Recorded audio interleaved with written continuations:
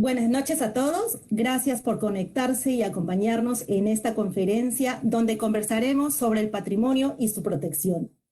Mi nombre es Milagros Romero, soy directora del proyecto comunitario Los Patios Culturales de Barrios Altos y en coordinación con el Museo Andrés del Castillo hemos organizado la exposición que es oportuno, ahora que estamos próximos a reiniciar las actividades del sector. La preocupación, por un lado, de los trabajadores es saber cuáles son los protocolos que deben seguir para cuidar su seguridad y las del patrimonio. Y por otro lado está la preocupación de los habitantes, porque cuando hablamos de patrimonio siempre nos viene a la cabeza los museos, las iglesias e instituciones, pero nos olvidamos de las viviendas que también son patrimonio. La conferencia, como lo hemos anunciado, está a cargo de la arquitecta Annelisa Berenguel con el tema la conservación del patrimonio y la COVID-19 entre la aplicación de los protocolos de bioseguridad y la conservación patrimonial. Un tema bastante oportuno y necesario ahora que comenzamos con la reactivación de nuestras actividades. La arquitecta es especialista en conservación del patrimonio edificado, con una maestría por la Universidad Politécnica de Madrid. Es docente de la sección de posgrado de la FAUA UNI, en la maestría en Ciencias con mención en Conservación y Gestión del Patrimonio Edificado. Y es conferencista en distintos foros de patrimonio. Ha participado en varios proyectos y obras de conservación del patrimonio en el país, desde la práctica profesional y privada y en participación con instituciones de distintos tipos. Entre los proyectos en los que ha participado resaltan la restauración de la Casona de San Marcos, proyectos ejecutados por la Agencia Española de Cooperación Internacional, la restauración de la antesacristía del convento de San Agustín de Lima, la restauración de la Casa Hacienda San Isidro y su adecuación a restaurante Astrid y Gastón, Casa Moreira, mejoramiento de la Plaza de Hacho, la apertura de la cripta de la Capilla de San José de la Catedral de Lima, entre otros proyectos. Bien, ahora voy a pasar a explicar la metodología de la conferencia. Después de la exposición de la arquitecta, que tomará un tiempo aproximado de 40 minutos, responderá las preguntas o consultas, las que pueden ir escribiendo en el chat durante la presentación y yo daré lectura a ellas. De antemano quisiera pedir disculpas si tenemos alguna interferencia. Esperemos unos segundos para continuar con la conferencia. Bueno, sin más, damos paso a la arquitecta Annelisa. Arquitecta, buenas noches. Buenas noches. Gracias, Milagros, por la presentación. Muchas gracias a los organizadores, al Museo Andrés del Castillo y al proyecto Patios Culturales. Bien, justamente como dice Milagros, como especialista en los temas de conservación y ante la consulta de algunos de las personas con las cuales trabajo sobre qué va a pasar con el patrimonio y la aplicación de los protocolos de bioseguridad, creímos oportuno presentarles esto, ¿no? Lo que vamos a presentarles a continuación es un poco un análisis de la situación sobre los protocolos sectoriales y unas propuestas recogidas un poco de ciertos documentos internacionales que tratan sobre la aplicación de los protocolos y el patrimonio. Les voy a presentar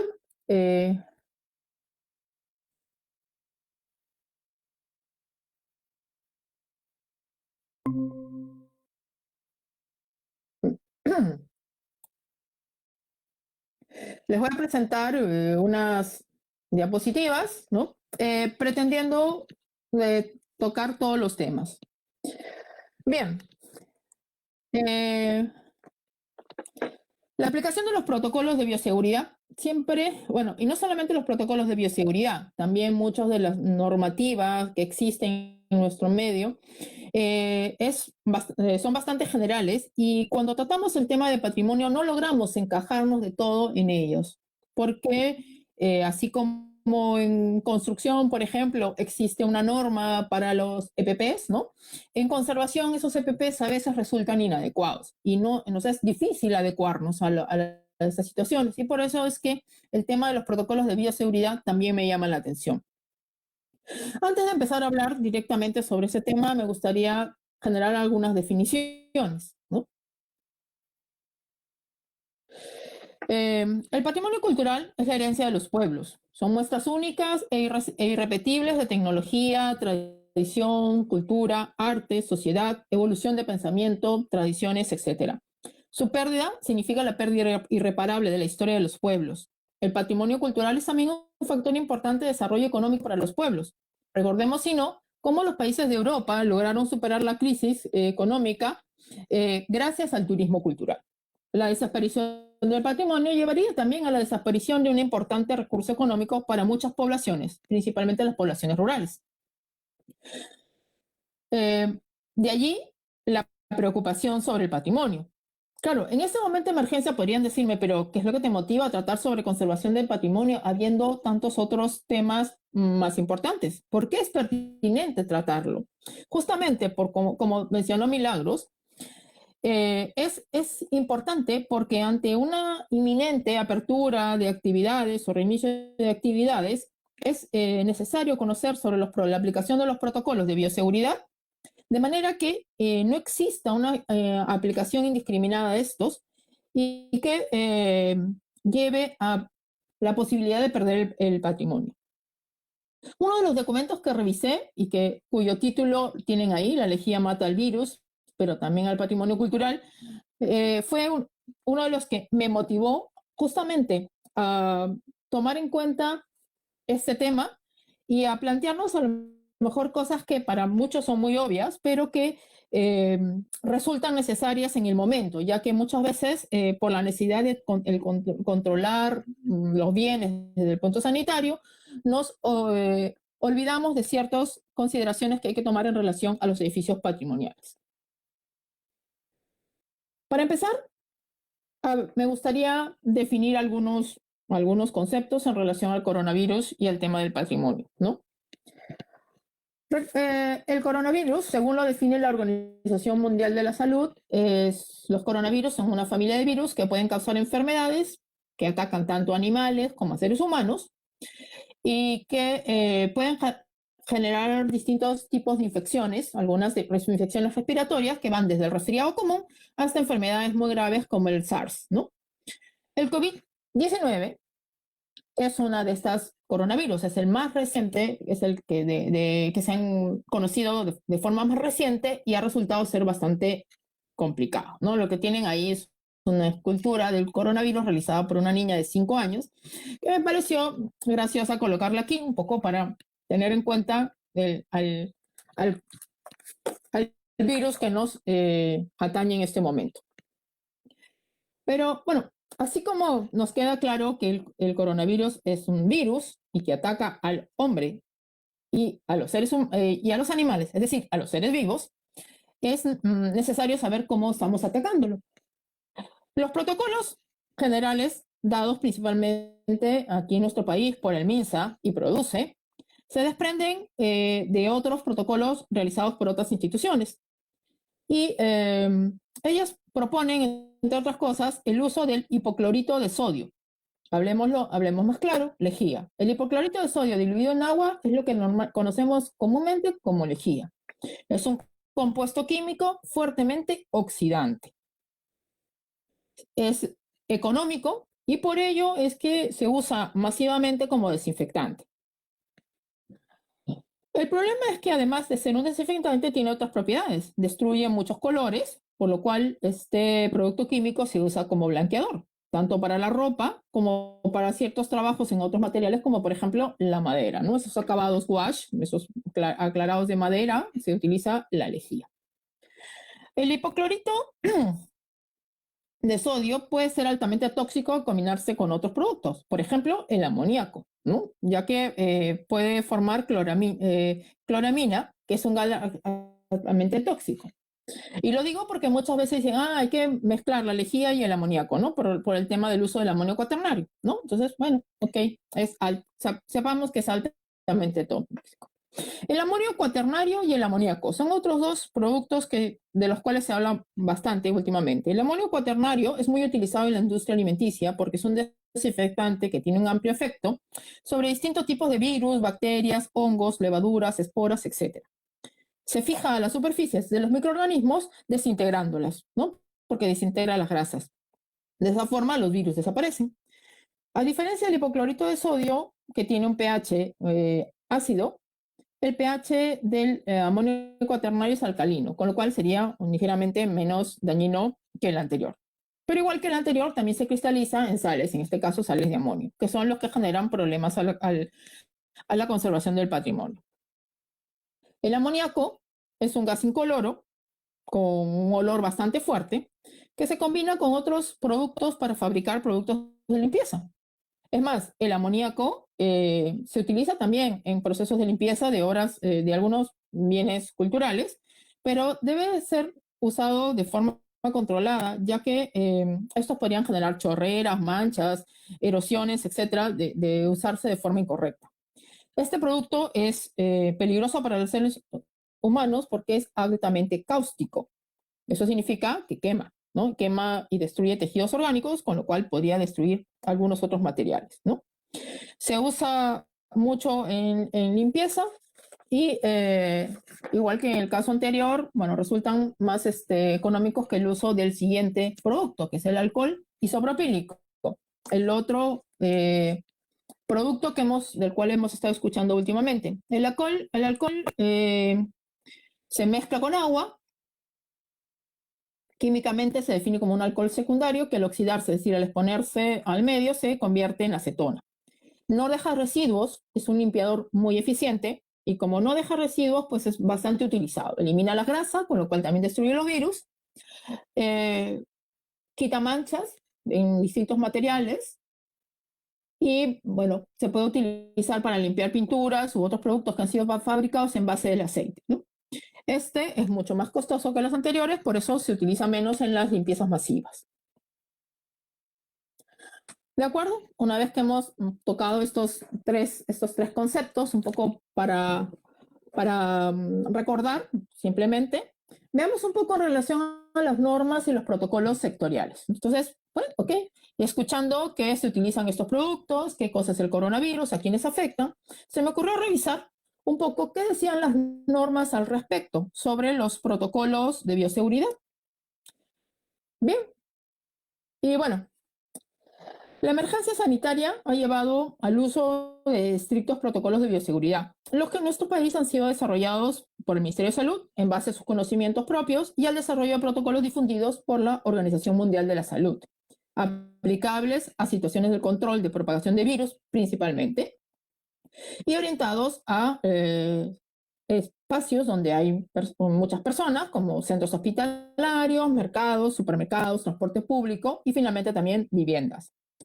Nadie va a dudar de la validez de dichos protocolos, cuyo objetivo es detener la propagación del virus en zonas donde se atienden personas, viven personas o hay posibles contactos entre personas, que son los agentes que van transmitiendo al virus, ¿no? Como ya lo hemos mencionado, el virus afecta a seres vivos, humanos y animales. No tenemos evidencias de que afecten a objetos inertes. Ante esta situación y la necesidad de acatar los protocolos de bioseguridad y la necesidad de muchas personas de reinventarse y de buscar nuevas posibilidades para surgir o mantenerse a flote durante esta pandemia, han aparecido quienes ofrecen los servicios de desinfección, los espacios y los objetos. Algunos, sin lugar a dudas, serán muy eficientes y confiables y con mucha experiencia y sabrán qué hacer, pero la pena o el problema un poco la angustia que aparece es porque sabemos que la mayoría de ellos serán improvisados, que buscan asegurarse los ingresos en los tiempos difíciles. Eso nos lleva a la siguiente pregunta. ¿En qué consisten los procedimientos de desinfección? ¿Qué es lo que se plantea en nuestro territorio? La respuesta es muy simple. Principalmente la aplicación del hipoclorito de sodio diluido en agua sobre las superficies y eventualmente el uso de amonio cuaternario aplicado por pulverización. Entonces, analizando un poco lo que dicen las normas, además de la señalización, ¿no? Lo que dicen los protocolos que han sido retomados por distintas instituciones, tenemos la desinfección de las superficies inertes en contacto mediante el uso de paños húmedos, la desinfección diaria usando hipoclorito de sodio, ¿no? Aparte de, bueno, de todo lo que es la señalética y lo que es los sistemas o los equipos de bioseguridad para las personas, ¿no? Por todo ello, y con el conocimiento de los efectos que causan, primero, el exceso de agua el uso del hipoclorito de sodio, el uso del amoníaco y el uso de limpiadores sin pH controlado en los procesos de limpieza de los bienes culturales, decidimos investigar un poco sobre la existencia de protocolos sectoriales específicos para asegurar el cumplimiento tanto de las condiciones de saneamiento que se requiere por la pandemia como la conservación del patrimonio. El problema es que no logramos identificar la existencia de documentos locales sectoriales al respecto o específicos para lo que es el patrimonio, tanto en los edificios patrimoniales como en los centros históricos, los ambientes urbanos monumentales, los monumentos o las plazas. Por ello, bueno, tuvimos que recurrir a la búsqueda de los documentos internacionales a ver qué nos podían decir, ¿no? Ya que entendíamos que algunos de estos protocolos podrían ser contraproducentes en la conservación del patrimonio cultural. En el caso del Perú, verificamos que además de estos dos de los documentos emitidos por MINSA y PRODUCE, algunas municipalidades habían tomado como suyos estos mismos protocolos en base a estos mismos documentos oficiales del Estado. También algunas instituciones públicas que empezaban a trabajar, ¿no? Tanto para el tema del control de las personas como de la desinfección o la limpieza de los ambientes. El Ministerio de Cultura en este tiempo ha desarrollado algunos documentos orientados principalmente a la difusión de los libros y la lectura, ¿no? Lo cual es bastante importante. También a la conservación de las lenguas indígenas, al apoyo a las industrias culturales afectadas por el cierre de las actividades, como por ejemplo la subvención y compra de la producción de los artesanos, la regularización de los temas del CIRA y del PAMA, CIRA y PAMA, el Plan de Monitoreo Arqueológico, a la protección provisional de los bienes inmuebles del periodo posterior al prehispánico, que se presumen integrantes del patrimonio cultural de la nación, y a la, digamos, actualización de la Ley General de Patrimonio. En este caso, principalmente, incluye los temas del proyecto especial de regularización, que había vencido ya en el año pasado, y bueno, se amplía el plazo para la regularización de las obras ejecutadas sin autorización. Se fomenta la recuperación de los bienes invadidos sin la necesidad de contar con todos los procesos completos, es decir, con procesos extrajudiciales, que promueve la formación de profesionales y técnicos en conservación. También dentro de esta normas dadas por el Ministerio de Cultura. Y también aparece una, ¿no?, que nos preocupa hasta cierto punto, porque faculta al Ministerio de Cultura autorizar el uso temporal y excepcional de bienes inmuebles para la ejecución de medidas y acciones inmediatas en el contexto de la emergencia COVID-19. ¿Qué significa esto? Que el Ministerio de Cultura puede utilizar o puede autorizar a otras autoridades a utilizar algunos inmuebles o algunos bienes que sean considerados patrimonio para que puedan dar servicio a algunas de las necesidades que se presenten durante esta emergencia. Y es ahí donde encaja ¿no?, que es la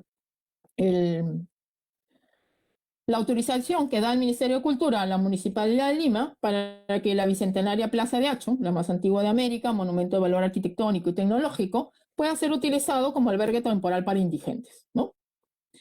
Según dicen los documentos, según dice esta misma norma, este uso se da en cumplimiento de los protocolos de conservación diseñados por el propio ministerio. El problema es que no encontré ese documento, de repente no es todavía de dominio público, para poder revisarlo y entenderlo, ¿no? Porque como vemos en las imágenes, están baldeando, ¿no?, con abundante agua, la plaza, ¿no?, por dentro y por fuera, un monumento de adobe, cuyo principal agente deterioro es el agua, ¿no? Al margen de que definitivamente la Plaza de Toros de Acho no tiene ambientes techados y posiblemente no sea el espacio más adecuado para poder albergar a personas que se movilizan en silla de ruedas o que requieren ayuda para movilizarse, como los que estamos mirando, como los que estamos viendo en las imágenes, ¿no? Por los desniveles, por las rampas y los accesos. Pero bueno, eso es lo que encontramos en relación al trabajo realizado por el Ministerio de Cultura durante este tiempo en relación a la normativa. Entonces dijimos, bueno, ¿qué pasa con los protocolos de bioseguridad y la conservación del patrimonio? Con estas dos imágenes quiero mostrarles un poco lo que estamos encontrando, ¿no? Primero, servicio de desinfección profesional de casas, autos, etcétera, difundidos en todo el tipo de redes sociales, ¿no? Y por otro lado, las instituciones limpiando y desinfectando las calles, las casas, las instituciones, los edificios públicos de forma indiscriminada.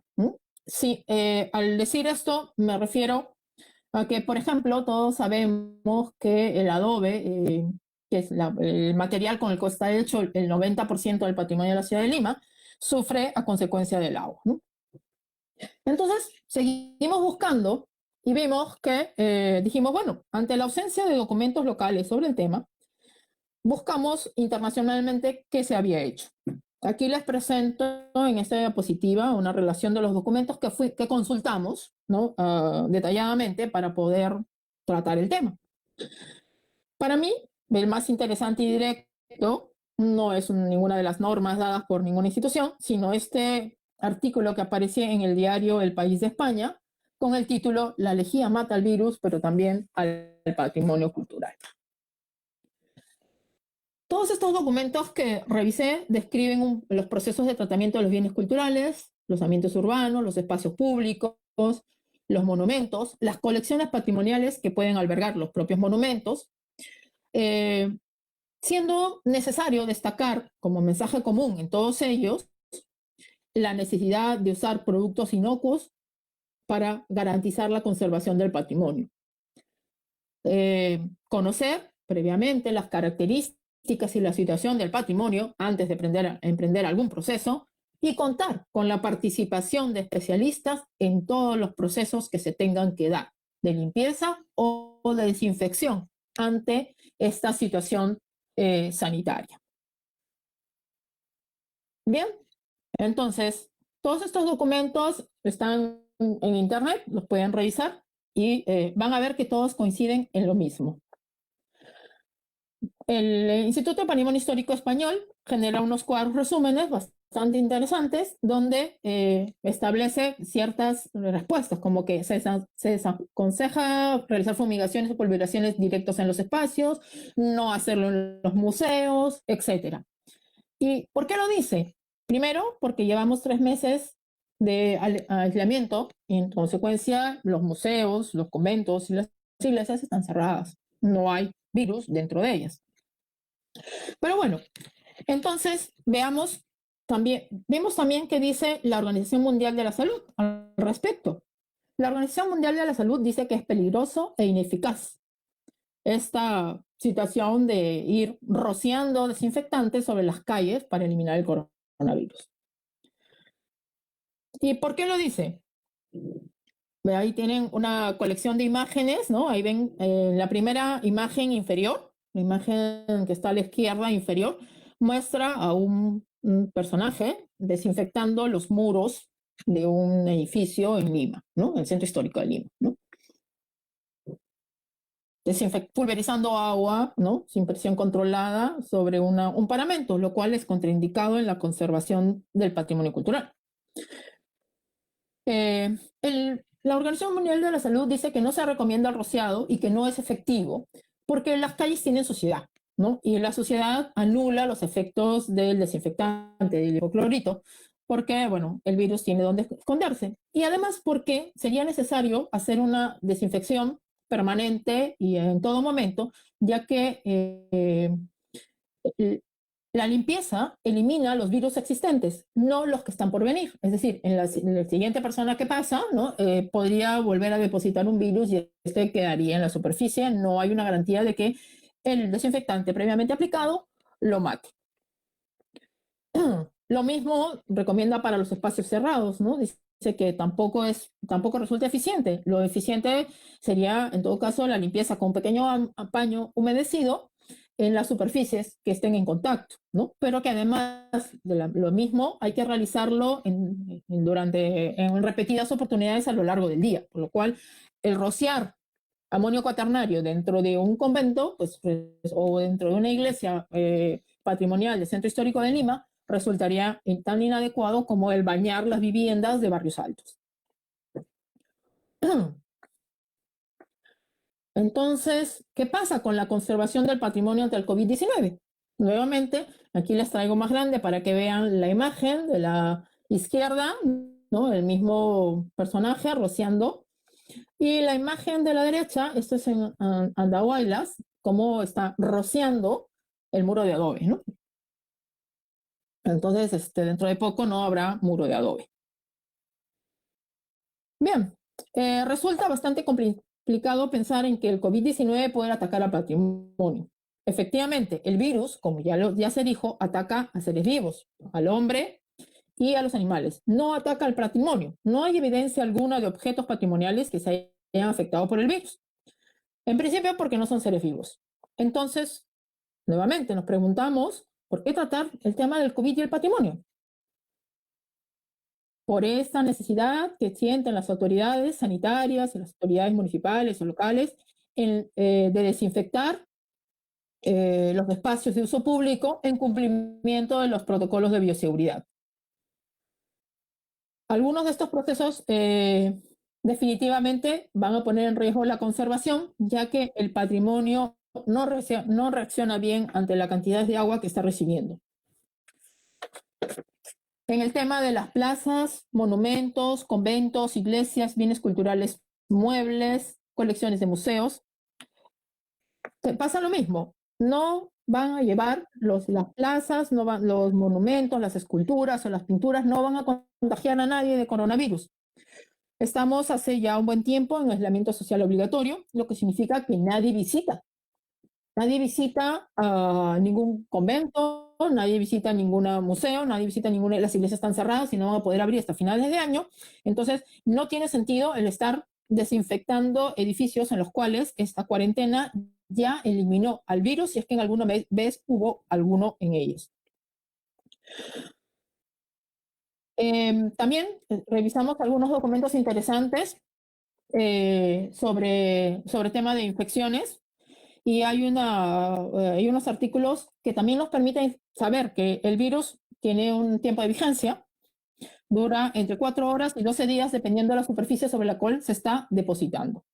Entonces, en el patrimonio cultural, que están cerrados, las plazas a las cuales no podemos salir o las bancas en las cuales no nos podemos sentar, pues ya ha pasado el tiempo suficiente como para que el virus haya desaparecido.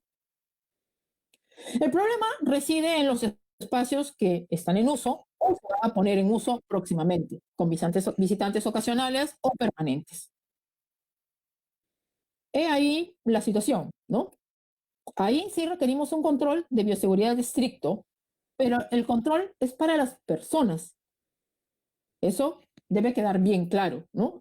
Los objetos inertes no van a transmitirle el virus a las personas, salvo que las personas dejen que tosan, estornuden, dejen el virus sobre la superficie, si venga otra persona detrás y se lleve el virus y luego se toque la cara, los ojos, la nariz, cualquiera de las membranas y el virus ingresa a su cuerpo.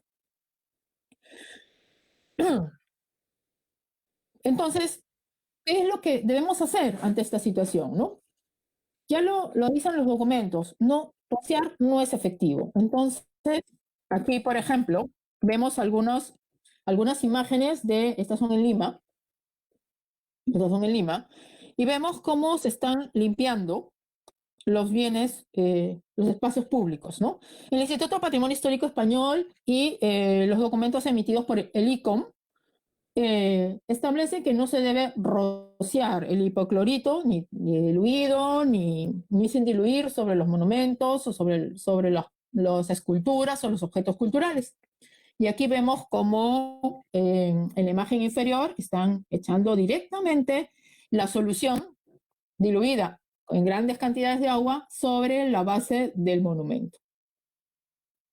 En la imagen superior vemos cómo la plaza tiene cantidades, tiene un río, ¿no?, de agua ahí, que se ve también en las chorreras que caen en los desniveles del monumento que está en el fondo, ¿no?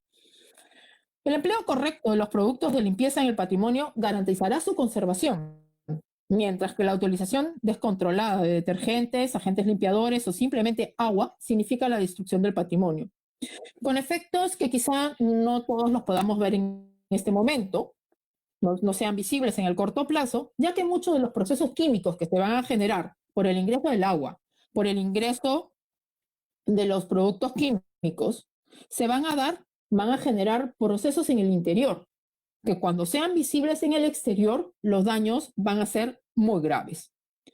En estas situaciones, muchas veces los problemas ya son irreversibles, es decir, los daños que se ven es irreversible, cuando el proceso químico que se ha producido en el interior se evidencia en superficie. Hay otro problema adicional. El uso del blanqueador, de la lejía, ¿no?, del hipoclorito, elimina la pátina. Y la pátina, si no vamos a intervenirlo, igual que en los yacimientos arqueológicos, si no tenemos el dinero para conservarlo, mejor es no descubrirlo. Es decir, dejarlo cubierto, ¿no? No quita que hagamos investigación, pero luego se cubra, ¿no? En el caso de estos elementos también, o sea, si no tenemos cómo restituir los efectos de la pátina, que muchas veces se convierten en una capa protectora para los bienes culturales de distinta índole, mejor es no quitarla. Y la aplicación constante de estos productos químicos lo que van a generar es la eliminación de las pátinas. Además, la lejía decolora los tejidos, con lo cual no podríamos aplicarla sobre las imágenes o los lienzos. Y decolora también la madera, porque se utiliza para decolorar la madera, con lo cual tampoco podríamos aplicarla sobre superficies de madera ni sobre pisos de madera, teniendo en cuenta que muchos edificios patrimoniales tienen pisos de madera. ¿Cómo se garantizaría ahí la aplicación de los protocolos de bioseguridad que obligan a la limpieza y desinfección de todas las superficies utilizando hipoclorito de sodio diluido en agua? Algunos de estos casos, bueno, afectan a materiales de acabados como los pisos, podrían ser los retablos, las pinturas, las esculturas, etcétera. Pero estos también entran al interior de los muros, siendo absorbidos por capilaridad, como por ejemplo en los trabajos que están realizando estas dos personas, ingresan en ellos, ¿no? La piedra, el adobe y el ladrillo son materiales porosos, con distintos grados de porosidad, con distinta dimensión de poro, pero todos son porosos. Y que a la larga, estos materiales van a ser afectados por la lejía o por la propia agua que ingresa, produciendo los procesos químicos de los que ya hemos comentado en el interior. Lo que nos preocupa en Lima es que muchos de estos procesos se dan en un patrimonio que es principalmente de adobe. Y el agua es su principal agente de deterioro. Entonces, si nos dedicamos a proyectar agua sin presión controlada, mediante estos chorros de agua sin presión controlada, a la limpieza por inundación de los pisos y pavimentos, como lo hemos visto en las imágenes anteriores, entre otras de las ofertas, de las opciones ofrecidas en el mercado por los servicios de desinfección, lo que estamos haciendo no es eliminar el virus, es eliminar el patrimonio. La ascensión, ¿y cómo lo entendemos? Analizando el proceso patológico. La ascensión por capilaridad del agua y los productos químicos que van con esa agua que se está rociando va a llevar a la generación de distintos procesos químicos, bueno, inicialmente físicos y posteriormente químicos, que van a decaer finalmente en procesos mecánicos, que van a implicar la pérdida de los revestimientos originales, la humedad capilar, la ascensión de la humedad capilar hasta niveles bastante altos, la pérdida de la evidencia de decoración pictórica sobre las superficies, el desprendimiento de los revestimientos, el desprendimiento de elementos decorativos, el deterioro de los zócalos, la exfoliación y erosión de la piedra y el ladrillo, entre otros graves procesos patológicos que se van a evidenciar en superficie, pero que van a afectar a la estructura y con ello a la estabilidad de los bienes culturales. Bueno, ¿qué decir de conventos, museos, iglesias en los que, además de esto, se promueve la pulverización de amonio cuaternario, ¿no? Porque eso es un poco menos ofensivo que la lejía. ¿Y qué pasaría aplicando esta solución sobre los retablos de madera, las sillerías de madera, los objetos policromados, los azulejos, la pintura mural, que generalmente los azulejos y la pintura mural ya tienen bastantes procesos de deterioro producto de la propia humedad capilar, que es el principal agente de deterioro del patrimonio de Lima? Y en los lienzos o las esculturas en sí mismas, ¿no? Seguramente que con estos procesos se eliminará cualquier posible virus, pero también se acabará con el patrimonio cultural material de la nación. Aquí ven en estas imágenes, que también son del centro de Lima, como, bueno, arriba el hombre sigue pulverizando hipoclorito de sodio y abajo están limpiando, ¿no? Están limpiando las calles. Si ven ustedes la cantidad de detergente, no sabemos qué tipo de detergente, generalmente se utilizan detergentes industriales mezclados con lejía, y la cantidad de agua que están arrastrando, ¿no? Esa cantidad de agua va a subir por los muros porque tenemos pisos sellados, lo cual no va a filtrar hacia el terreno, sino que va a ascender por capilaridad a, en los muros de adobe o de ladrillo, que ya tienen bastantes problemas de conservación como para que sigamos poniéndole más agua. Entonces, ¿cómo podemos hacerlo, no? Lo que se promueve es la limpieza o desinfección utilizando paños y espolvoreando, ¿no? Sin embargo, eso también tiene que hacerse con cuidado, porque, a ver, pongámonos a espolvorear hipoclorito de sodio sobre esa pared, que está, la imagen que está al centro. Esa imagen corresponde a la pintura del Señor de los Milagros de la iglesia de las Nazarenas, ¿no? Entonces vamos a decirle a los señores de la izquierda que con su paño yes y su dispensador le echen lejía al Cristo, al cuadro, bueno, a la pintura, perdón. O que a la imagen de la derecha, pues se dediquen a pulverizarla con agua sin presión controlada. Bien, finalmente, podemos concluir que el patrimonio en sí mismo no tiene coronavirus. El virus puede depositarse en todo tipo de superficies y vivir un tiempo limitado dependiendo de la calidad del material, o del tipo de material, perdón. El virus es trasladado por los visitantes. El aislamiento del patrimonio es la garantía de que el virus ya no está ahí. Es cierto, van a empezar a haber visitantes. Lo que deberíamos entonces es tener los protocolos de bioseguridad para asegurar que el virus no entre. Cuando se reinicien las actividades, se podrá ver eso. Se tendrán que cumplir con los criterios adoptados por la Organización Mundial de la Salud, del uso de las mascarillas, la toma de la temperatura a todos los visitantes, el no tocar las superficies, el distanciamiento, etc. Pero mientras tanto, ¿qué hacemos con los centros históricos, los ambientes urbanos monumentales o los espacios públicos que siguen siendo limpiados y desinfectados por las instituciones locales de manera masiva, sin tener en cuenta la vulnerabilidad de los mismos ante el uso de esos productos químicos?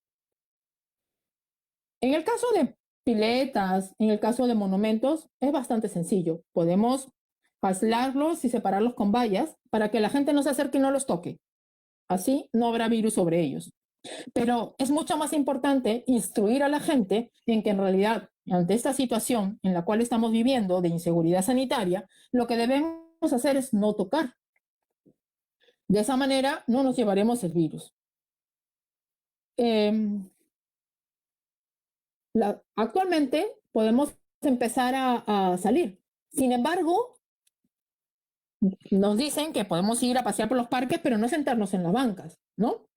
Eso es lo que debemos recalcar a la gente para evitar que luego tengamos a las instituciones pulverizando hipoclorito de sodio sobre los monumentos de mármol, de granito o de distintos materiales hasta que estos se pierdan.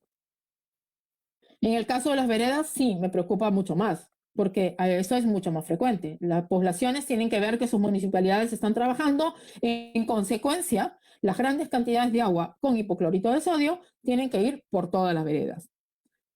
Eso es un problema muy grande, y sobre todo porque no existe un protocolo sectorial que le diga a las autoridades locales cómo tratar los procesos de desinfección en las áreas patrimoniales. En estos documentos que revisamos y que ustedes también pueden revisar porque van a quedar ahí a disposición de ustedes para que lo puedan ver, indican que no se debe rociar ninguno de estos productos químicos a menos a una distancia menor de 1 metro de las bases de los monumentos de cualquier índole, ya sea las esculturas de una plaza, la pileta o las paredes de los edificios patrimoniales. Y aquí estamos rociándolos directamente sobre los muros. Es necesario sensibilizar a las autoridades en la necesidad de generar protocolos sectoriales que permitan saber cómo tratar a los monumentos, a los ambientes urbanos monumentales y a los centros históricos, en donde vive gente y es necesario garantizar las condiciones de salubridad, y en donde va a empezar a ir gente y en consecuencia también hay que empezar a tratar esto. La pena es no haber encontrado un documento con estas características similares a los que encontré en el Instituto Patrimonio Histórico Español, en la Arquidiócesis de Sevilla, el ICOM y en el Ministerio de Cultura de Chile, ¿no? Donde sí tienen ya protocolos sectoriales, todos coincidiendo en lo mismo. Y coinciden en estas mismas ideas que les voy a presentar a continuación a manera de síntesis. Es poco probable o improbable que el virus esté en el patrimonio. Ha pasado un tiempo suficiente para que si hay algún virus depositado, siga ahí. Es necesario sensibilizar a la población de no ir tocando y pegándose a las paredes. De hecho, es un problema para la conservación del patrimonio el hecho de que la gente toque o se apoye a los muros permanentemente o apoye los pies en las paredes, que no es un tema solo de la pandemia, sino de siempre. Pero bueno, debemos empezar a sensibilizar a la población de la importancia de la conservación del patrimonio para que empiecen a tratarlo con un poco más de cariño en ese sentido. Es necesario mantener el aislamiento de los bienes en caso de tener dudas, ¿no? De haber estado en contacto con el virus. Hay un problema importante en eso. O sea, si sabemos que ha habido un contagio, algún contagiado en una vivienda, en el centro histórico, y que esa persona ha estado tocando los muros, pues efectivamente va a haber que aislarlo, demarcarlo y pedirle al resto de la población que se aísle, porque si lo llenamos de agua, lo que vamos a hacer es que vamos a matar a la población, porque se le cae la casa encima y no de coronavirus. Es necesario revisar el estado de conservación de los objetos, ya sean bienes muebles o inmuebles, y las características de los mismos en cuanto a calidad de material, en cuanto a respuesta de los materiales hasta ciertos productos químicos, antes de definir un procedimiento de limpieza o desinfección. Cuando se trabaja la conservación de los bienes culturales, ya sean patrimonio mueble o inmueble, siempre se hacen muestras de los procesos de limpieza. Sin embargo, una vez que en este momento no se están haciendo muestras, se está utilizando un protocolo general para todo. Otro de los temas en los que coinciden todos los documentos revisados y que definitivamente está dentro de lo que todos creemos como válido, es que todos los procedimientos deben realizarse por especialistas en conservación o deben ser supervisados por ellos. Recientemente, unas personas vinculadas a monumentos, ¿no?, a los propietarios de monumentos, me comentaron sobre situaciones de contratación de personas para hacer procesos de limpieza, ¿no? Y que encima las personas encargadas de la conservación, digamos los custodios, los conservadores de esos bienes, quedaban como que, ay, tú no sabes nada, porque lo único que hay que hacer es aplicar lo que dice el protocolo de la Organización Mundial de la Salud y del MINSA, ¿no?, que ya hemos visto que no es tan cierto que la Organización Mundial de la Salud lo recomiende. Entonces hay que utilizar hipoclorito de sodio y desinfectar todas las superficies, muros, paredes, pisos, zócalos, techos, etcétera, sin importar las condiciones del material. Entonces tenemos que luchar por la conservación del patrimonio y también tenemos que luchar contra las personas que quieren imponernos los procesos de limpieza o desinfección y que desconocen las características del material. Entonces, por eso es importante que participen los especialistas. Lo que debemos hacer, en realidad, para cuidar a la gente y no adquirir el coronavirus o el COVID-19, es no permitir que se toquen los objetos, que los visitantes no toquen los objetos, aislando los objetos mediante una señalización clara. Por ejemplo, hay un tema que resulta bastante complejo, ¿no? Y que, bueno, también me lo han consultado. O sea, ¿qué pasa si reabrimos las iglesias del centro histórico, en donde hemos visto infinitas veces a las personas acercarse a los santos, a las imágenes, a las cruces, ¿no? Todos ellos elementos patrimoniales, y tocarle los pies, ¿no? Tocarles los pies, tocarles los mantos, porque de esa forma se sienten más cercanos o más bendecidos por ellos, ¿no? Entonces resulta bastante difícil en una tradición bastante arraigada en los devotos el pedirles que no lo toquen, pero uno de los temas que se tendrá que plantear es el hecho del aislamiento de los retablos, de forma que ya se ha conseguido que no coloquen velas, ¿no? Que ahora se utilizan esas velitas del fresco, y ya no se colocan velas, ¿no? Que también era un proceso que generaban procesos también bastante complejos a la conservación del patrimonio. Ahora habrá que conseguir que los devotos no se acerquen a tocar los pies de las vírgenes o de los santos.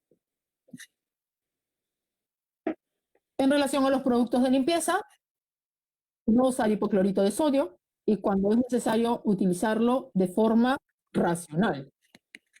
No puedo limpiar con hipoclorito de sodio un piso de madera. La mayor parte de los edificios históricos, las casas antiguas, los que siguen siendo utilizadas como vivienda y que tienen madera, no tienen acabados sellantes. Con lo cual, el hipoclorito de sodio va a entrar por todos los poros de la madera y se va a cristalizar en el interior, produciendo graves procesos. No usar amoníaco o amonio de forma indiscriminada. Estos materiales son utilizados, como les dije, por algunos conservadores en procesos de limpieza. En consecuencia, como dijimos en la diapositiva anterior, deberían realizarse en presencia de especialistas. No usar agua en cantidades incontroladas. Y esto es un problema. Estamos súper acostumbrados a que la forma de limpiar es utilizando muchísima agua. Y no es cierto, no limpiamos mejor con más agua. Yo recuerdo una anécdota, Milagros les mencionó que yo participé en la restauración de la Casona de San Marcos. Bueno, el edificio tenía graves problemas de humedad. Primero, por la ubicación geográfica, Lima tiene muchísimos problemas de humedad. Y luego, segundo, porque tiene grandes jardines, ¿no? Entonces, recién entregado uno de los patios, el administrador de la casa dijo, bueno, pues ya es momento de generar la limpieza para la inauguración, ¿no? Para recibir a la gente que iba a participar en la inauguración del patio. Y cuando bajé a ver el patio, lo que estaban limpiando, sentí una angustia tal porque no había llevado ni snorkel ni bote por la cantidad de agua que había, ¿no? Entonces, uno entra en desesperación porque realmente son costumbres muy arraigadas en nuestra población y que necesitan cambiarse, ¿no? Hay que hacer mucha sensibilización. El agua en cantidades incontroladas no es, la mejor solución para la limpieza. El agua es el mayor enemigo de nuestro patrimonio. De ser necesario procesos de limpieza más profundos, usar alcohol isopropílico, también de forma controlada, con la participación de los especialistas, según los materiales o los objetos a tratar. Finalmente, no rociar directamente ningún tipo de desinfectante al patrimonio, porque no sabemos cuál sea la reacción que quede. Imagínense, pongámonos a rociar desinfectante, lejía o cualquier otro tipo de producto sobre muros recubiertos de pintura mural, ¿no? Posiblemente generaremos unas chorreras que harán irrecuperable la pintura mural. Estas son las recomendaciones. Lo que vamos a buscar es que se genere un protocolo sectorial, así como los hoteles han generado su protocolo, los restaurantes han generado su protocolo, las empresas de transporte han generado sus protocolos apropiándose o basados en los protocolos desarrollados por el MINSA y PRODUCE. Los bienes patrimoniales también deberían tenerlo. Posiblemente las iglesias puedan estar en condición de desarrollar, o la iglesia en general puede estar en condiciones de desarrollar un protocolo que sea, que les sirva de apoyo, de sustento, de soporte a todas las órdenes religiosas para hacer trabajos en su patrimonio. A las municipalidades también debería acercárseles un protocolo de conservación que limite estas acciones masivas de desinfección de la vía pública.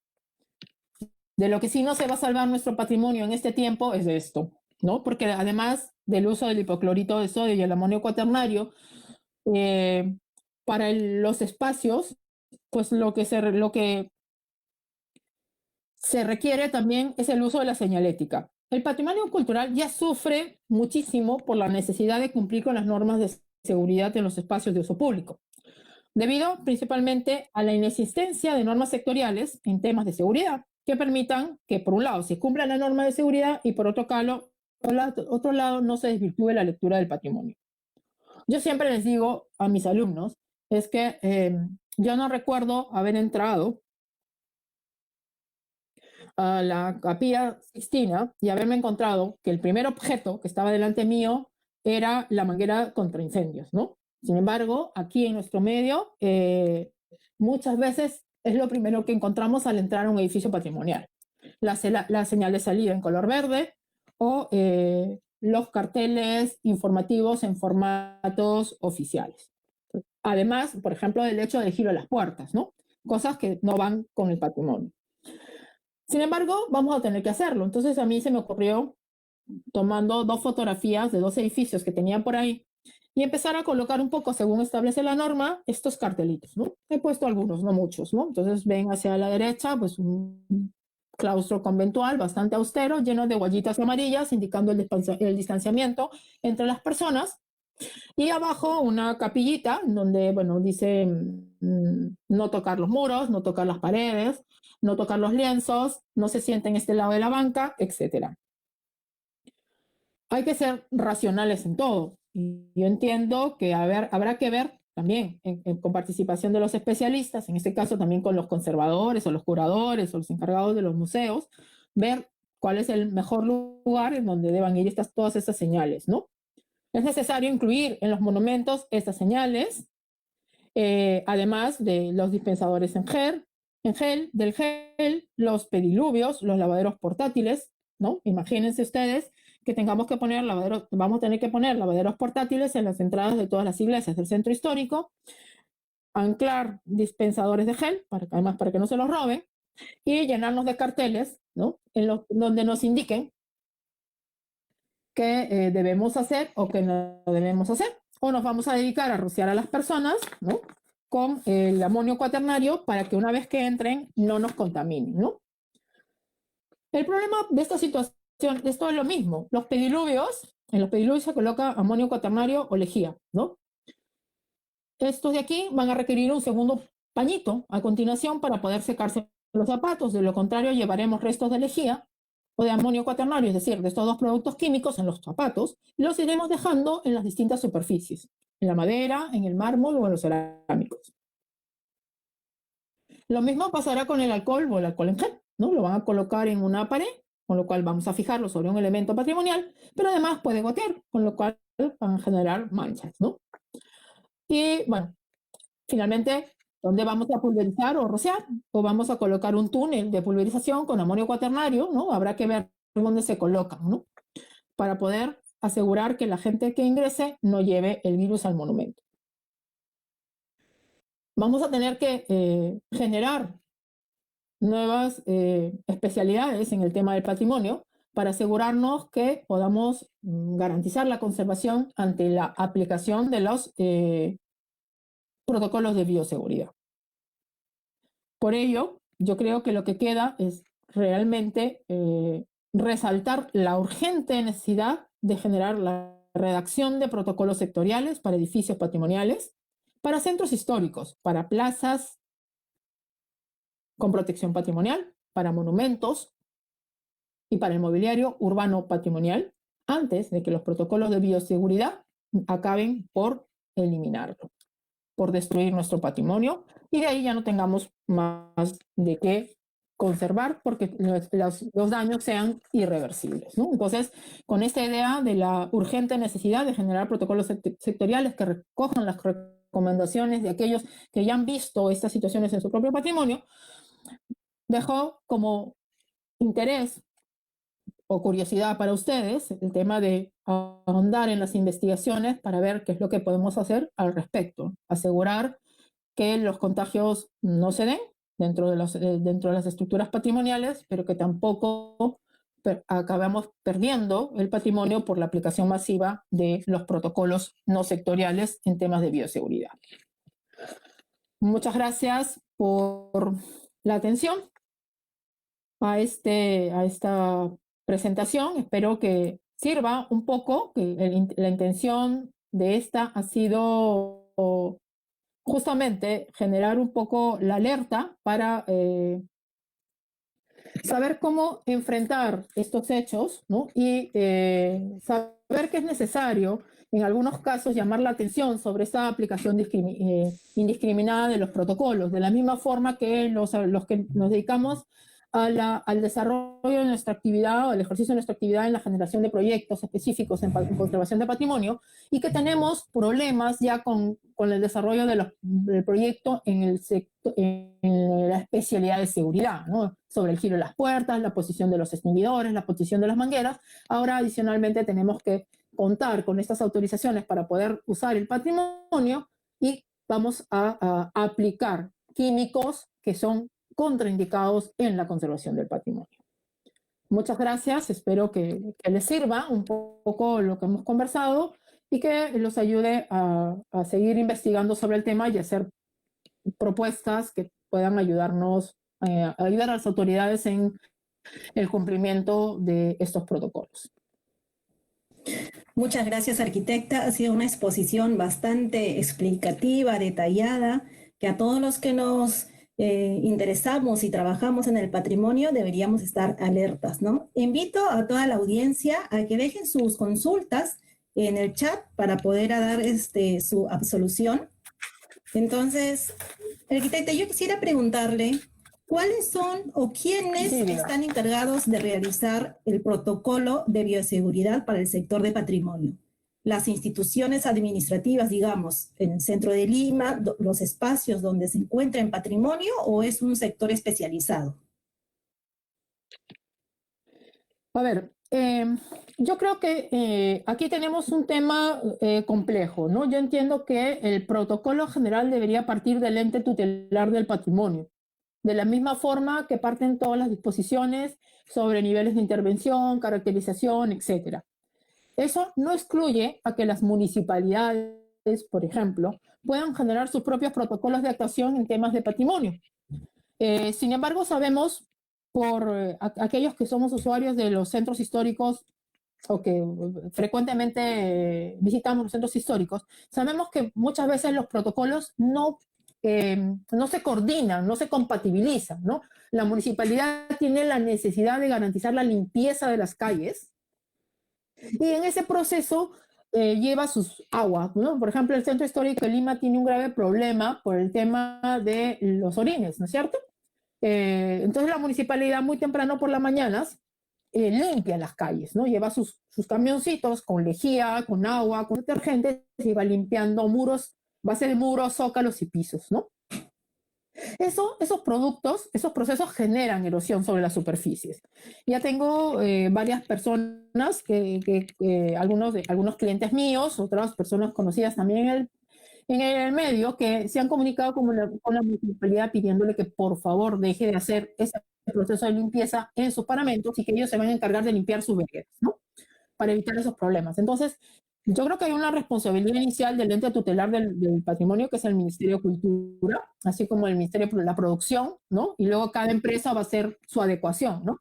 Y luego, con esa primera base, en donde los expertos en la conservación del patrimonio digan, ojo, den la alerta, digan, ojo, por si acaso, no puedes contratar a una empresa cualquiera que vaya y te limpie con lejía todo el monumento porque te lo puedes desintegrar, ¿no? Tienen que haber luego la posibilidad de aplicación por parte de las instituciones de estos mismos protocolos y colocarlos en sus propias necesidades. Yo hablo del patrimonio de Lima, sin embargo también les mostré esa fotografía de Andahuaylas, en donde estaban rociando un muro de adobe, y cada municipalidad, cada gobierno regional, etcétera, tendrá que generar los protocolos en base a un protocolo base que sean aplicables a los distintos tipos de materiales que existan en cada región, porque no todos son iguales. Adicionalmente, yo creo que las órdenes religiosas ya deberían ayudarse, por ejemplo, ¿no? Y empezar a generar un documento que les sirva a todas. Recordemos que las dos cartas sobre conservación redactadas por el Vaticano son los documentos más completos que existen en materia de conservación del patrimonio, tanto de bienes muebles como de bienes inmuebles. Van desde la necesidad del inventario hasta los mecanismos de conservación preventiva. En consecuencia, ellos estarían en la posibilidad también de generarlos, ¿no? Ahora, hay un porcentaje muy alto de edificios patrimoniales que son edificios públicos, ¿no? El Congreso, Palacio de Gobierno, ¿no? Hay edificios utilizados por el Poder Judicial, comisarías, ¿no? Hay muchos edificios patrimoniales en manos de distintas instituciones públicas. En consecuencia, ellos deberían entrar en contacto, ¿no? entre las instituciones y solicitar el apoyo, entendiendo que en sus manos hay un edificio que tiene características especiales y singulares y que no va a resistir a las condiciones de un protocolo general de bioseguridad. Bien, respecto a eso tenemos una consulta a través del Facebook de Isaac Ardiles. Señala, muy buena información. Mi distrito, el RIMAC, tiene muchos bienes patrimoniales donde donde la mayoría limpia con mangueras e inclusive con el apoyo de los bomberos. Hay que orientar básicamente al municipio. Entonces, de repente para añadir sobre eso. Sí, continúa. Sí, efectivamente. En realidad, la población lo hace con su mejor intención. Es más, la gente muchas veces en muchos barrios se organizan entre ellos y dicen, vamos a ayudar a la limpieza, y salen todos y desinfectan y limpian juntos, ¿no? Porque tienen muy buena intención, pero por eso la institución es la que debería orientarlos y ayudarlos. Decir, ok, vamos a hacer una campaña de limpieza, pero ojo, limpiemos así, asegurémonos de no mojar de tal forma, ¿no? Apoyémoslos en los procesos, y eso es responsabilidad de las instituciones locales. Además, las municipalidades tienen una dirección de cultura, ¿no? Las municipalidades como la del RIMAC, la de Lima, que tienen patrimonio cultural de la humanidad, tienen una área dedicada a eso, ¿no? Y que debe velar por el patrimonio, ¿no?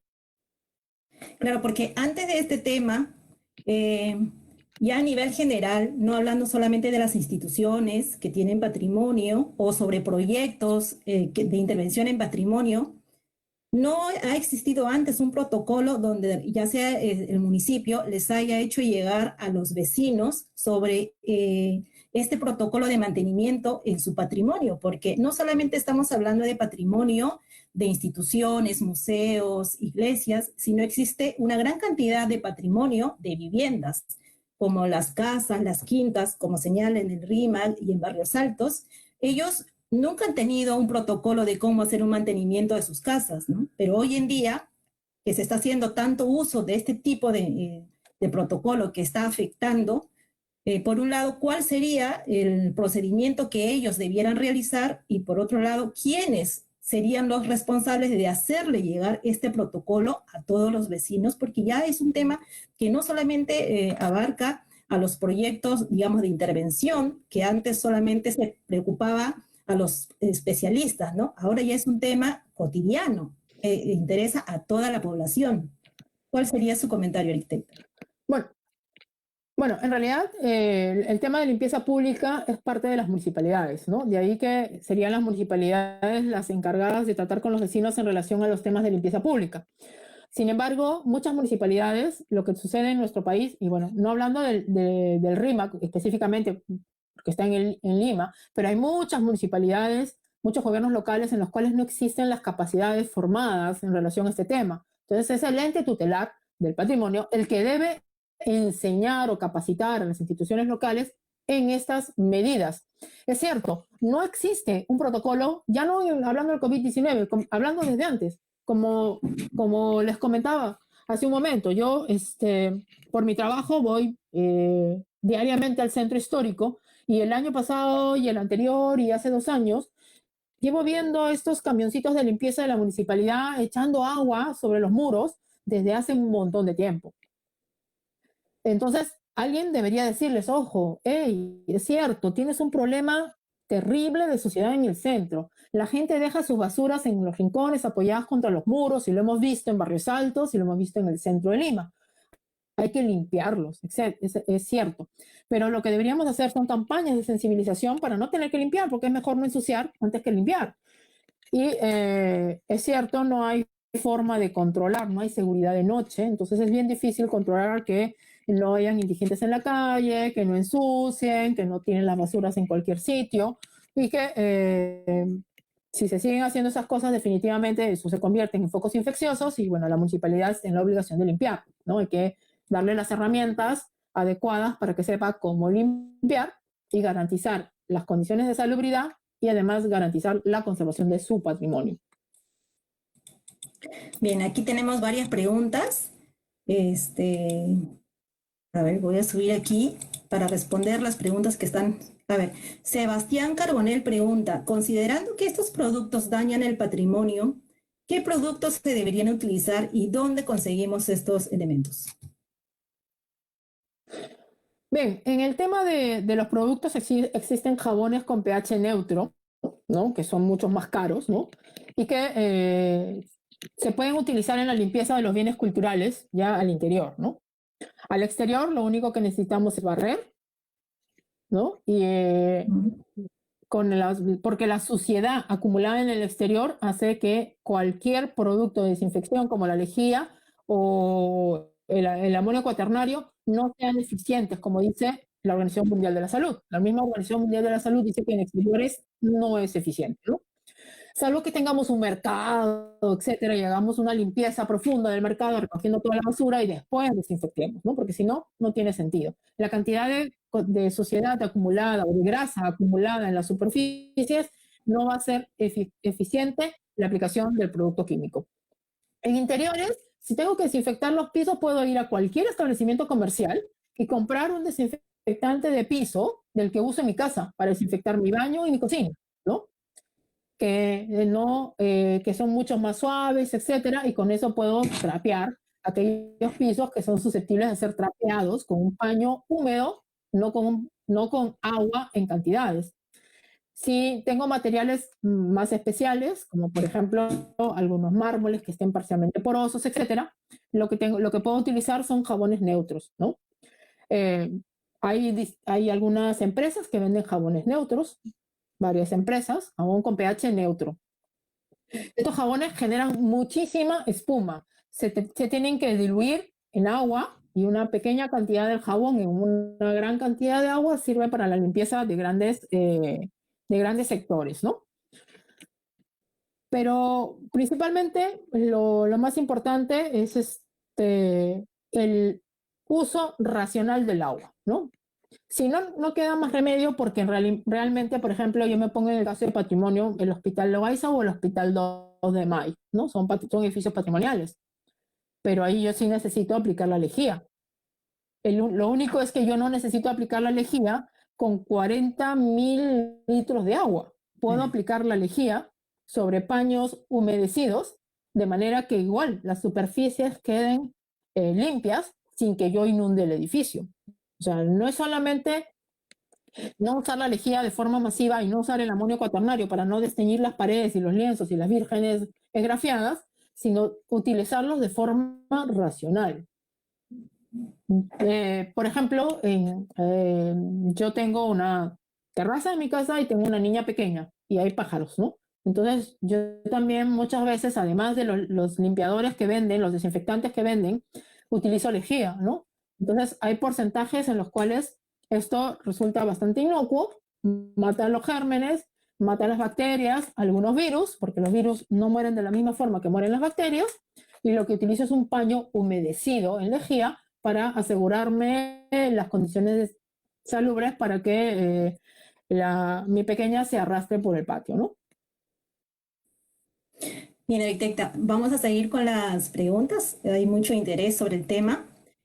Aquí hay una pregunta es Diana Godoy del Museo precisamente Andrés del Castillo. Le pregunta, ¿qué pasa con los objetos patrimoniales de los museos? ¿Están afectados también por estos mismos procedimientos de desinfección? ¿Y cuáles serían los problemas que afectarían? Justamente, yo en este caso sí le recomendaría que leyeran los documentos que yo he adjuntado como referencias, porque ellos también explican claramente los bienes de los museos que están en los almacenes no tendrían por qué estar afectados por el tema del coronavirus. En consecuencia, no tendría por qué desinfectar un almacén. Hay una sola persona, hay un solo custodio que entra, sale, revisa o hace el seguimiento. Si ese custodio estuviera contagiado del coronavirus, ¿no? Y ha estado en contacto con los bienes patrimoniales, lo que corresponde al museo es cerrar ese almacén durante un plazo mayor a 12 días, que es el mayor rango de vida de un coronavirus. Según los estudios, establecen que el coronavirus vive entre 4 horas y 12 días, dependiendo de la superficie, dependiendo del tipo de material. Entonces, si yo tengo la sospecha de que el conservador del museo que está en contacto con los bienes del almacén tiene coronavirus y lo pudo haber dejado, lo que hago es aislamiento. No tengo que desinfectar nada, hago aislamiento. Lo cierro por 12 días y luego lo abro y lo ventilo, ¿no? Para que todas las esporas desaparezcan.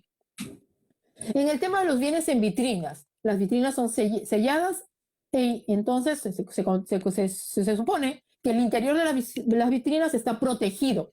El virus no es como una bacteria, no es una lombriz, no es una bacteria, no se va a mover, queda en la superficie. Se mueve cuando lo arrastramos, ¿no? Con el contacto. Entonces la bacteria no va a entrar a dentro de las vitrinas. El proceso de limpieza de la vitrina, sí. Pero yo tengo entendido que muchos museos, por ejemplo, utilizan el alcohol isopropílico para la limpieza de las vitrinas, porque el alcohol no deja huellas, mientras que la lejía o los limpiadores suelen dejar vidrio. Vetas, ¿no? Entonces se usan limpiavidrios que también tienen una composición en base a amonio que quita las grasas, o si no, el alcohol isopropílico. De esa forma se asegura que sobre la superficie de las vitrinas o las patas de las vitrinas no se genere esta posibilidad de contagio entre los funcionarios, los trabajadores o los visitantes del museo. Pero los bienes en sí mismos no. Ahora, tampoco podemos rociar las infografías. Las infografías no las podemos rociar porque nos cargaremos las infografías, desaparecerán. Entonces, lo que hay que hacer es garantizar el distanciamiento.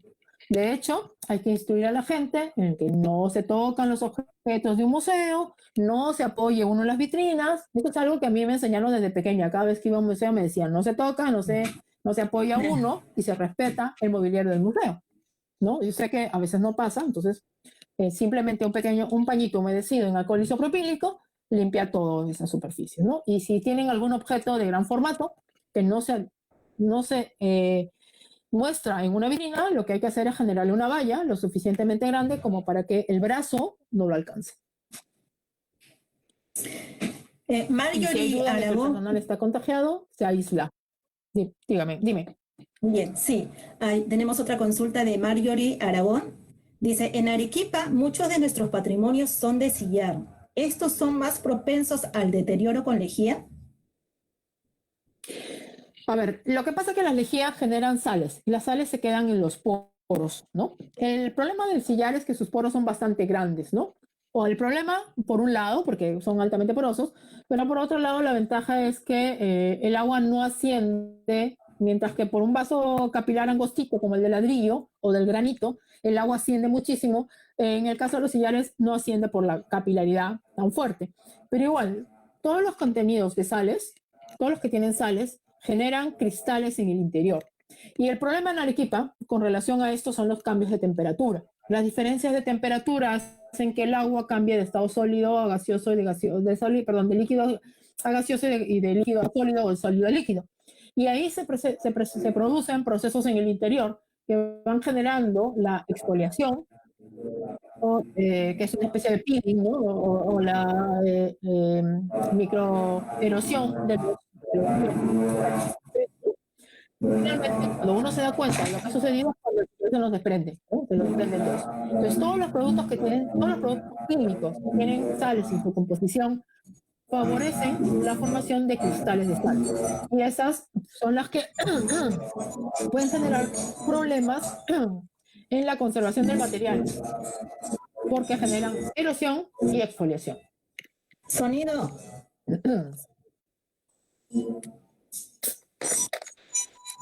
Sí, tenemos otra consulta de Jessica Ucañay. Dice, ¿debería de haber quizá un listado de patrimonios vulnerables para que tenga visitas más restringidas? ¿Funcionaría eso? Es posible, es cierto. Es cierto, posiblemente hay edificios patrimoniales o museos o colecciones que puedan ser por sus propias características más vulnerables. En ese caso, lo que hay que controlar es el aforo, que es otro de los temas que se incluyen en los protocolos de bioseguridad, es la cantidad de visitantes. Por ejemplo, el convento de San Francisco, creo que es el edificio patrimonial que recibe la mayor cantidad de visitas en Lima. Ellos van a tener que establecer un aforo, así como Machu Picchu, ¿no? Van a tener que establecer un aforo máximo para asegurar que no exista ese contacto entre personas y que además el personal custodio, ya sea los guías o el personal de seguridad, tenga la capacidad de controlar que realmente se garantice que no se toquen los objetos, etcétera, ¿no? Sobre el tema de la desinfección de los pies, por ejemplo, en una forma masiva yo no me preocuparía porque difícilmente uno se toca la suela del zapato o uno toca el piso y luego la cara, o sea que por ese tema no me preocupa, pero sí el tema es el contacto entre personas. Entonces sí, si queremos controlar el contagio, hay que controlar el aforo. Y además, si uno controla el aforo, uno asegura que la gente no se pegue a los espacios porque tengo más área para controlarlo. Y si tengo un patrimonio que sí está muy en riesgo, pues lo que tendré que hacer es aislarlo hasta que pueda garantizar las condiciones de seguridad. Bien, tenemos aquí una consulta bastante amplia de Blanca Sánchez. Dice, buenas noches, ¿se tiene información con respecto a cuánto dura el virus en superficies de tierra como los adobes y morteros? Los monumentos constituyen... los monumentos construidos en tierra elevaría altamente la vulnerabilidad de la superficie si es expuesto a estos procesos de desinfección por acelerar sus procesos químicos. Es la pregunta. Sí, a ver, hay otras cosas.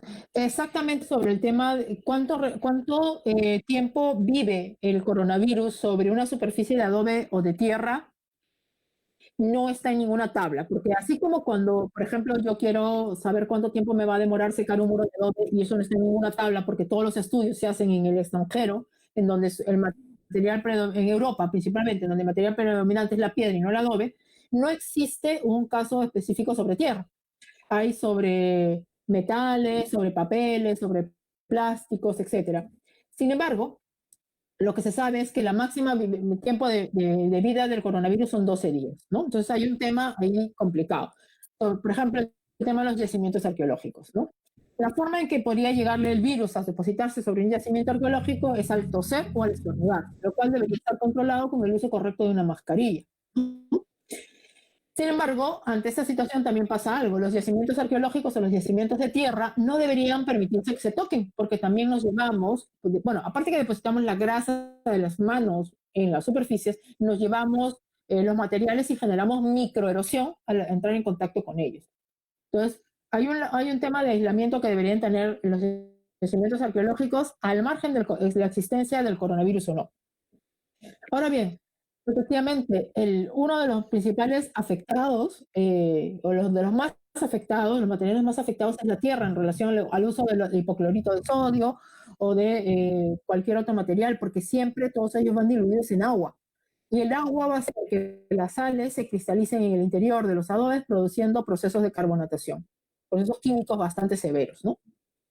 Porque el agua va a correr libremente por el adobe o por la tierra, porque son materiales extremadamente porosos, son esponjitas que se van a llenar de agua. ¿no? Y eso va a generar muchísimo problema y va a acelerar los procesos de degradación por agentes químicos, ¿no?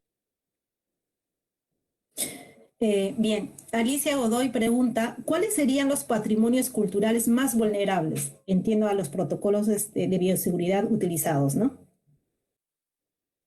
En realidad, yo consideraría que el patrimonio cultural más vulnerable son los centros históricos y los barrios que guardan o que albergan en su conjunto gran cantidad de monumentos.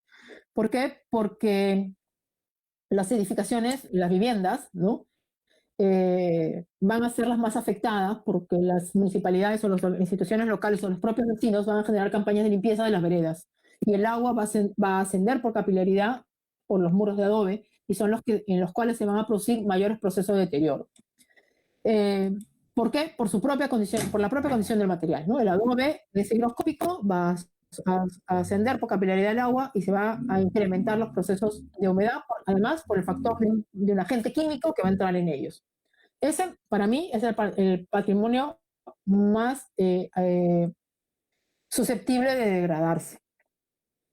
Adicionalmente, bueno, el tema de la madera, porque la madera tampoco es muy amiga del agua, entonces si vamos a dedicarnos a desinfectar los edificios con muchísima agua, también la madera, pero principalmente esta arquitectura que no necesariamente pertenece a las instituciones públicas, porque posiblemente las instituciones públicas empiecen a generar algunos protocolos que cuiden, ¿no? Esos temas, pero por ejemplo, el hecho de que en los barrios históricos, en los ambientes monumentales, ejecuten procesos de limpieza es bastante perjudicial. Otro del patrimonio que se puede haber afectado en ese sentido son los monumentos, hablando de los elementos escultóricos o los conjuntos escultóricos o monumentos aislados de las plazas, parques, alamedas, etcétera, en donde los procesos de limpieza también se realizan con estos agentes químicos y que entran, porque ustedes, como han visto, se pulveriza el agua y entra por todos los intersticios, generándose lo que llamamos en conservación humedad intersticial. Y la humedad intersticial lo que hace es producir procesos químicos en el interior que no son visibles hasta que se evidencian en el exterior. Bien, aquí hay una pregunta bastante interesante, porque va relacionado a la pregunta que yo también le iba a hacer respecto, en el centros históricos tenemos muchas patrimonio vulnerable, ¿no? Ángel Purizaca pregunta, buenas noches, ¿qué pasaría con casonas y quintas coloniales y republicanas debilitados estructuralmente? ¿Se debería hacer mantenimiento o no? ¿O de qué manera?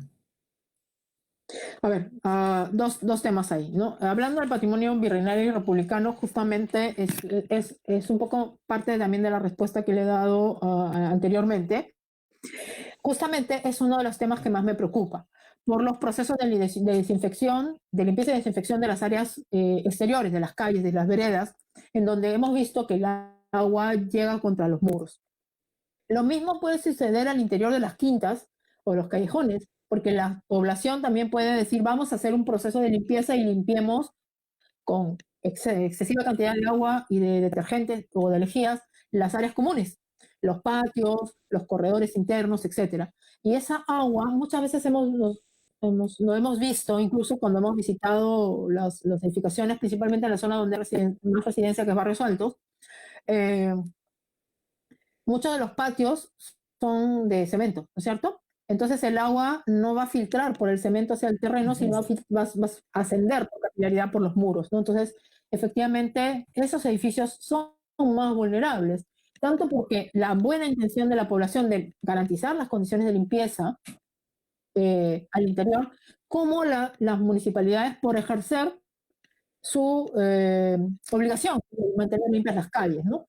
El tema es que para hacer eso no necesitamos utilizar esa cantidad de productos químicos ni esa cantidad de agua. Podemos hacerlo con otros productos químicos un poco más suaves y con menos agua. Como les repito, finalmente el coronavirus no afecta a las superficies inertes, se deposita en ellas debido a que tosemos o estornudamos. Si usamos las mascarillas, no vamos a toser ni estornudar en las vías públicas. Y no nos vamos a llevar el virus en los zapatos porque, salvo que, como les repetía, yo limpio porque tengo una criatura que juega en el piso. Pero si no tuviera eso, no tendría ni necesidad de desinfectar con esa rigurosidad los pisos, porque difícilmente me voy a llevar la mano al piso y no voy a recoger una manzana que se me cayó para comérmela, ¿no? Entonces, ah, hay patrimonio muy vulnerable en ese sector, en ese sector que son las viviendas, las quintas, las viviendas tuburizadas, en donde la gente te va a asociar para limpiar sus viviendas. Ahora, si hablamos tema de mantenimiento es otra cosa. Efectivamente, necesitan mantenimiento al margen de que sea desinfección o no, necesitan mantenimiento, consolidación, reforzamiento estructural. Eso es independiente. Bien, nos llega una pregunta por WhatsApp y hay una preocupación también, dice, en relación a las iglesias. ¿Cómo pueden reiniciar las actividades de culto si estos están funcionando en edificios patrimoniales? ¿Cómo se garantiza los procesos de desinfección sin afectar el patrimonio? No están contraindicados. Yo creo que no está contraindicado. Aparte del tema del aforo, que es un tema que sí creo que debería controlarse, ¿no? Lo que hay que hacer es trabajar con los custodios. La mayor parte de las iglesias que están vinculados a los conventos tienen sus propios conservadores, ¿no? Entonces, lo que hay que hacer ahí es trabajar con ese personal. Ese personal sabe cómo limpiar y cómo no limpiar, ¿no? No necesito limpiar los pisos con lejía, necesito usar mi producto normal de limpieza y desinfección de pisos. Muchas de ellas ya deberían tener su propia cartilla de mantenimiento. Es algo que no existe, las cartillas de mantenimiento. Las cartillas de mantenimiento deberían decir con qué limpiar los pisos. Y en ese proceso de limpiar los pisos debería estar cómo desinfectarlo. Y lo que dice es que no utilice agua de forma masiva. Lo barro, sacudo, limpio los rincones y le paso paños húmedos que pueden utilizar el hipoclorito de sodio altamente diluido o los desinfectantes comerciales que se utilizan para también desinfección doméstica. Puedo utilizar alcohol isopropílico para la limpieza de las superficies de altares, retablos, etc. El mayor problema va a estar en las iglesias que tienen aguamanil, porque no le vamos a poder decir a la gente que no meta su manito en el agua bendita, ¿no? Y bueno, pues algo que le pongamos cloro al agua bendita, como en las piscinas, que el agua bendita desinfecta las el cloro desinfecta las piscinas, pues vamos a tener que ponerle agua bendita a las piscinas, a los aguamaniles para que la gente utilice agua bendita con cloro, ¿no? Pero bueno, el problema es ese. Yo creo que las iglesias lo que van a tener es que restringir el acercamiento de las personas a los altares o a los retablos laterales para evitar que se conviertan en centros de propagación del virus. Van a tener que asumir la necesidad de los protocolos sectoriales, posiblemente tengan que colocar a una persona en la puerta para que les eche gel, igual que lo hacen en cualquier supermercado o cualquier centro comercial, y controlar el aforo. Y los procedimientos de limpieza deberían ser los que habitualmente realizan, es decir, la limpieza de los pisos mediante la aplicación de paños húmedos, el barrer, etcétera, ¿no? Incluso hay muchos que echan cera a las iglesias, ¿no? Entonces, bueno, las ceras también tienen un componente bactericida o que mata muchos gérmenes, ¿no? Sí, ahora durante estos 90 días que prácticamente hemos estado confinados, muchos de estos espacios patrimoniales, sobre todo de instituciones públicas, podríamos decir que no han tenido algún problema, ¿no? Pero en el tema de mantenimiento, el uso frecuente, pero sin embargo nos hemos olvidado de una gran mayoría y siempre me radica mi preocupación por este lado de la gran cantidad de patrimonio que son viviendas. Estas personas han estado usando el mismo protocolo como lo uso yo en mi casa, que no es patrimonio, como lo usa usted, porque no han tenido el protocolo adecuado. O sea, no hubo anteriormente y ahora con estas circunstancias lo que nos permite es ver la necesidad de desarrollar e implementar con urgencia este tipo de protocolos, no solamente para las obras en ejecución, porque siempre se ha intervenido cuando se han estado haciendo proyectos de intervención en patrimonio, pero no para el uso cotidiano del patrimonio. Entonces ahora, después de estos 90 días, vamos a ver cuánto de patrimonio doméstico ha sido afectado por el uso de este tipo de protocolo. Ahí, efectivamente, insisto nuevamente, mi preocupación es ese patrimonio, no las iglesias, porque finalmente algunas personas vinculadas a las iglesias se comunican con su conservador y, bueno, más o menos llegan a ello, ¿no? Me preocupa más que ese patrimonio. Y no lo voy a decir, no lo digo pequeño porque sea menos importante, sino porque es, algunas veces es hasta invisible para mucha gente, ¿no? Esas viviendas patrimoniales, etcétera, ¿no? Edificios que a lo mejor durante 2 años no se han limpiado, ¿no? Lo sabemos, ¿no? A veces entra uno a una casa y dice, este edificio no lo han limpiado, pero en 300 años, ¿no? Desde que lo construyeron no le han pasado una escoba. Y ahora sí, porque la gente se ha visto en la necesidad por el temor, al contagiarse han empezado a limpiar de forma excesiva, masiva, no sé, ¿no? Por ejemplo, claro, nosotras eh, si tenemos que hacer, pues, si tengo mis paños desinfectantes y limpio el interruptor, el timbre, la manija, la puerta, entonces uno se la pasa de esa forma, llegando a estar ya casi con una psicosis, ¿no? Entonces, eso mismo ha empezado a darse en estas edificaciones y no podemos decirle que no lo hagan, porque tienen el derecho a custodiar su salud, ¿no? El tema está en apoyarlos, sensibilizarlos y ayudarlos a que esas procesos de limpieza no generen mayor daño, porque finalmente si la casa se cae, se va a caer sobre esa persona, va a estar limpia la casa, pero demolida, ¿no? La persona no va a morir de coronavirus, va a morir aplastada por su casa.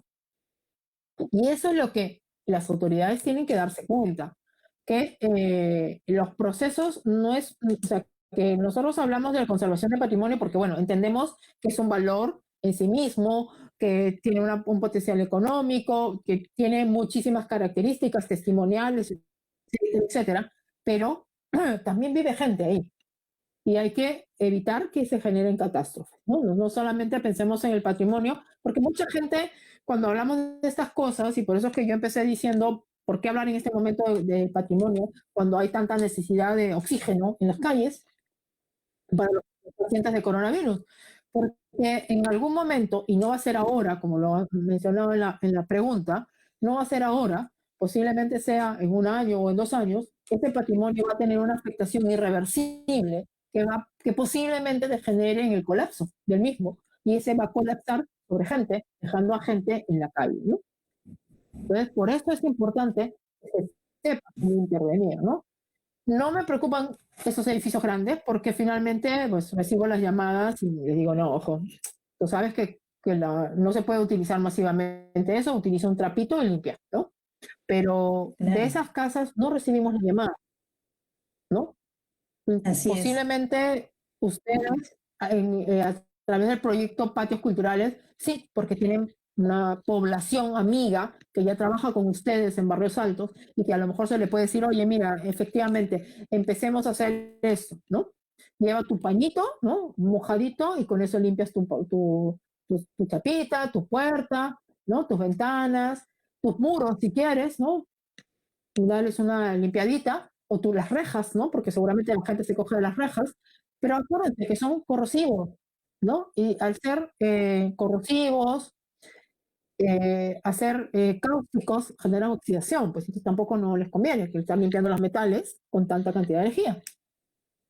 Ahí pueden Sí, utilizar no voy a decir marcas, pero pueden utilizar su Pinesol, ¿no? También es un desinfectante, pero no es corrosivo. claro. ¿No? Y Claro, se genera la ellos limpieza. por la Finalmente, pueden utilizar jabón Bolívar, ¿no? Por decir jabón de pepa, jabón de barra. Ese jabón, haciendo muchísima espuma, me sirve para limpiar. Porque lo que mata al virus es la espuma. Lo ahoga, disuelve la grasa y lo ahoga. El jabón de barra de lavar ropa, el más barato de todos, ese mismo sirve para controlar el coronavirus. Sí, efectivamente, nosotros hemos estado recibiendo bastante consultas y el tema de las quintas de Barrios Altos, por ejemplo, y cómo decirles que no, o sea, en el sentido de que ellos estaban cumpliendo este protocolo general, ¿no? Y que si no lo hacían, Sí, más claro. bien la limpieza, estaban mal vistos, ¿no? Entonces, todo lo contrario, Claro. eran impulsados por la limpieza masiva de uso de Masiva. energía Sí. y Ajá. masiva, efectivamente, sí. Ajá. Bueno, arquitecta, ha sido una exposición, le agradecemos mucho porque nos ha abierto bastante el panorama y nos podríamos quedar con una conclusión de la necesidad urgente de elaborar un protocolo para el mantenimiento del patrimonio. Más ahora que ya, esperemos, estamos entrando ya en la reactivación de este sector, ¿no? Entonces, tanto un protocolo sectorial y un protocolo también para iglesias, para museos, para casas vivienda, ¿no? Y para los espacios públicos, deberíamos aunar esfuerzos y poder elaborar este protocolo. Efectivamente, yo creo que dejaría justamente como reflexión final la necesidad de generar estos protocolos sectoriales en aplicación del Protocolo General de Salud, ¿no? De manera que con la definición de los sectores económicos, de turismo, el culto. A mí es que parece increíble, si van a abrir los locales para el cine, lo mismo tendrían que abrir las iglesias, ¿no es cierto? Entonces, dar las herramientas para que realmente podamos empezar a abrirnos teniendo claro de las nuevas necesidades que tenemos, ¿no? En aislamiento y con mayor control y limpieza, ¿no? Sí, bueno, muchísimas gracias a toda la audiencia que nos ha acompañado durante todo este tiempo que ha durado la conferencia. Ha recibido la arquitecta felicitaciones por la audiencia tan necesaria, el tema. Yo quiero aprovechar este momento antes de terminar para invitarlos y anunciarles que nosotros estamos próximas a elaborar un curso sobre la investigación del patrimonio edificado como herramienta de diagnóstico. De repente, arquitecta, usted nos podría manifestar muy pequeño por qué es esta necesidad, saliéndonos de repente del tema, pero ya que se viene el curso y en el cual usted participa, nos puede indicar esta necesidad de la investigación del patrimonio como herramienta de diagnóstico para el patrimonio edificado. Sí, claro. Ok, bueno, muchas gracias a la audiencia por habernos escuchado durante este rato en estas cosas que resultan a veces muy evidentes, ¿no? Pero que a veces por evidentes se nos pasan. Efectivamente, el siguiente tema es un tema en el que con la licenciada Milagros estuvimos trabajando durante un tiempo, porque hay un tema importante cuando hablamos de conservación del patrimonio y es el tema del diagnóstico. No estamos acostumbrados a realizar un diagnóstico profundo y es lo que más necesitamos cuando intervenimos en patrimonio en distintas índoles, tanto a nivel de gestión como a nivel de intervención directa. El monumento, el edificio en sí mismo, es la mayor fuente de información. Tenemos archivos con información limitada y muchas veces para intervenirlo y justamente sustentar intervenciones necesitamos conocerlo al detalle, saber de qué época es, etapas constructivas, intervenciones, cuánto de final queda, para poder valorarlo y poder plantear respuestas que nos permitan conservar el patrimonio en función de sus características, de su valor, y poder trabajar sobre él de distintos ángulos.